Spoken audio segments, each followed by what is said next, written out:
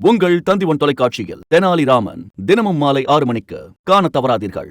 உலக அளவில் டெங்கு பாதிப்பு குறைந்ததற்கு ஐஜிஜி நோய் எதிர்ப்பு திறன் அளவு அதிகரிப்பே காரணம் என்று சுகாதாரத்துறை தெரிவித்துள்ளது.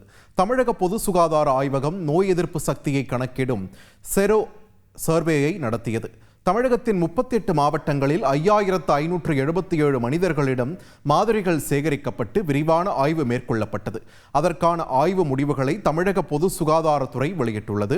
அதில் கொரோனா தொற்று காலத்தில் உலக அளவில் டெங்கு பாதிப்பு குறைந்ததற்கு ஐஜிஜி நோய் எதிர்ப்பு திறன் அளவு அதிகரிப்பு காரணமாக இருக்கலாம் என்று தெரிவித்துள்ளது.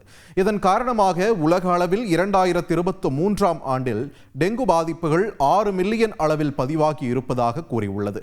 எனினும் எல் நினோ சுழற்சி, நகரமயமாக்கல், மக்கள் தொகை அடர்த்தி, சுத்தமற்ற சுற்றுப்புறத்தால் கொசுப்புழுக்கள் உற்பத்தி அதிகரித்து நோய் பரவலும் இருப்பதாக சுகாதாரத்துறையின் ஆய்வறிக்கை மூலம் தெரிய வந்துள்ளது.